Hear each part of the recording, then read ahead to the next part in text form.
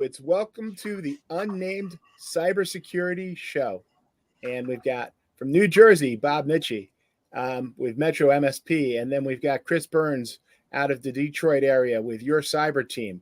Yep. You have me, Carl DePrado, A to Z Business IT out of Westchester, New York. And Matt Weaver, well, we've gotten confirmation that he is not kidnapped. We didn't think we had a ransom demand, but that was just his mother wanting to know where he is. So that's where we are today. Yeah, I told her I wasn't going to pay the ransom. So, well, she hasn't paid me for being his friend yet. So doesn't have insurance. Doesn't have the ransom insurance like you, Chris. Yeah, I know. Mine's only $50,000 though for the entire company, and that's aggregated. So, like, if you're getting kidnapped, you better be getting kidnapped for about $5,000 because it's gonna be a rough one. But Matt does claim to be back in the United States. So today we wanted to do first a recap. We wanted to do a little update on the deep fake issue that happened in Hong Kong we talked about last week. So Chris, a roving reporter from Detroit, tell us about what's going on in Hong Kong. The person who spends way too much time on the internet doing research. So a little bit more context to last week's episode. Basically, this is the scenario that played out. Apparently, the financial employee received an email from the CFO. So we can assume, this is assumptions, right, that the CFO's email was compromised. So the threat actors were in there. They knew who the players were. They knew a lot. We don't know how long they were in there. Nobody knows. This is an active investigation. They basically emailed this financial employee and said, hey, from the CFO's in the UK, by the way, too, not in Hong Kong. But the financial employee was in Hong Kong. Emails him and said, hey, we have this secret business deal we need to do, so we need to jump on this call and do this. So they get the video call. Again, remember, this is all deep fake. None of the executives on there, the CFO, none of them are real. These are all deep fake, video, audio, everything for this. They tell him, hey, we're going to do this highly secretive business deal, right? And we need immediate investment of capital. And the CFO and the other corporate leaders, they directed this guy to do 15 separate bank transfers to 5 different Hong Kong accounts. 15. This dude did 15 separate transfers. Now, when I think they're doing 15 transfers, what I'm thinking is they know the limits of maybe where there's a financial control or where they're going to go under an amount that would trigger some sort of alert. So anyway, 15 transfers, 5 different bank accounts in Hong Kong. Again, total $200 million in Hong Kong or 25.6 million US. Then they told the guy, hey, this needs to have the strictest discretion. Do not leak this to your coworkers. So that financial employee waited a week and he checked in with the home office and he's like, hey, what's happening with the secret deal?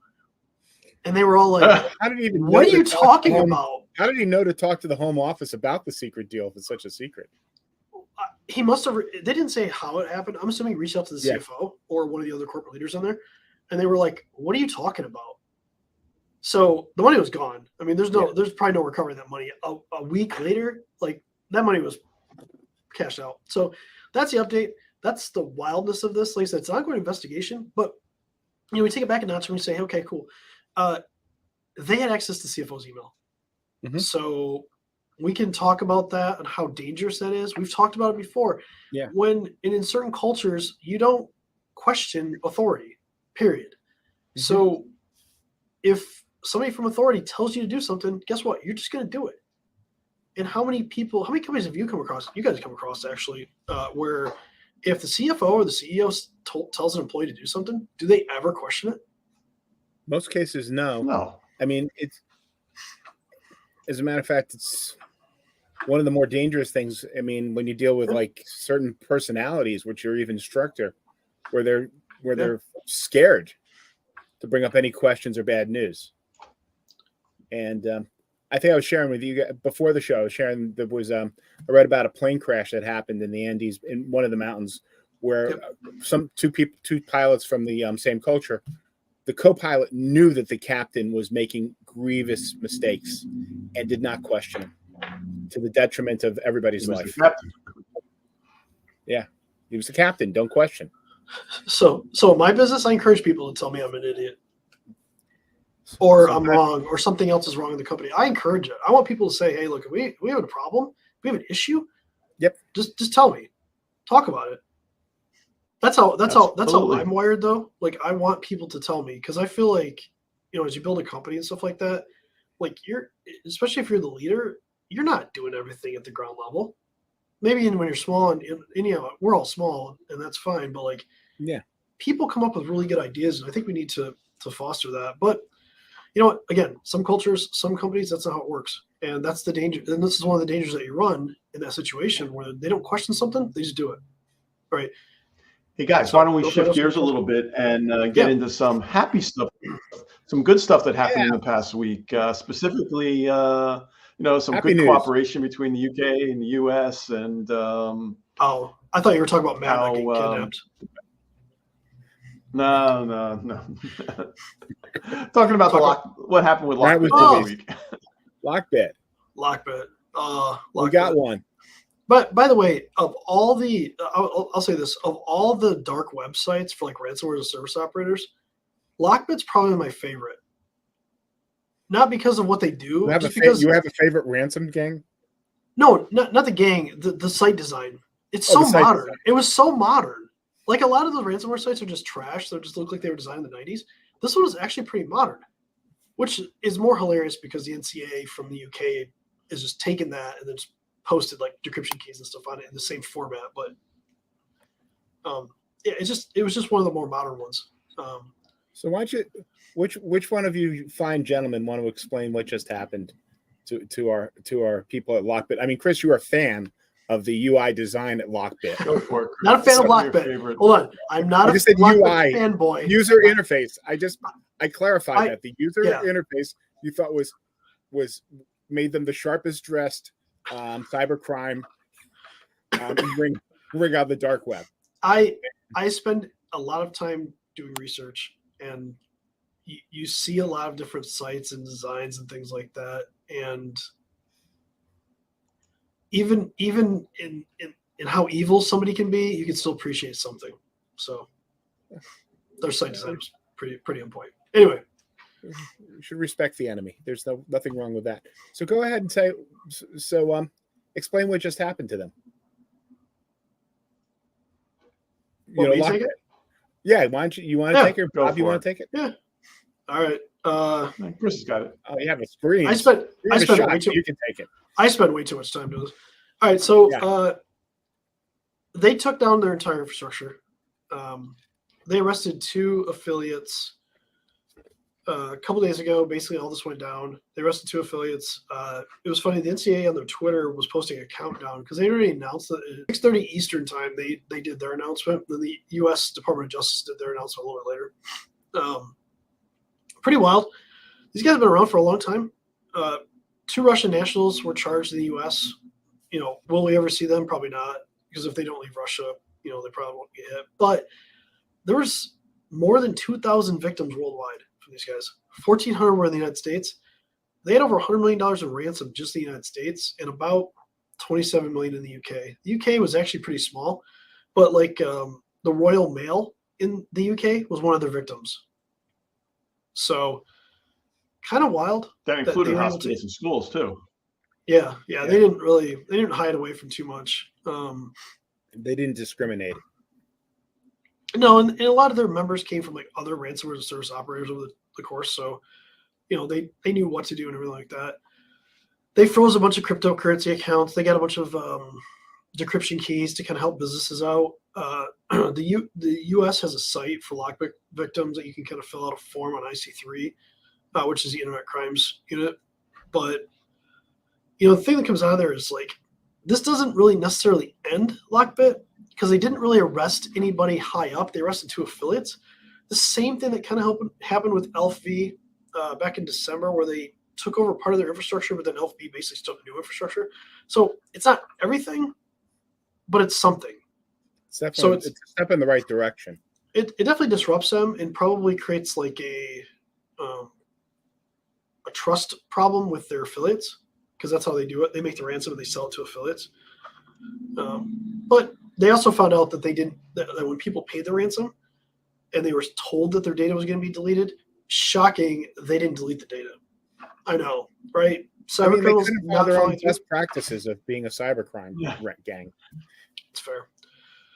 To really be honest though, like if they get infiltrated, which I'm assuming once all this information comes out, the way they did LV and they posed and they found all of these like bugs and things like that and vulnerabilities they could exploit. The US has really good hackers on like we're just talking like NSA and FBI and stuff like that, and so does all like Interpol and stuff like that. Yeah, there you go. Press releases, all of it. See, now So, can you yeah, respect this is the website. Can you respect the design? The design is pretty clean. Yeah, it is. It's a very nice user interface. It's a great design. Yeah, and it's even better when they actually put sanctions up there. It's a great design, and but you look at the site, and there's been the way they took it over. They actually posted the decryption keys and recovery tools, and remember even this the press is releases are out there now.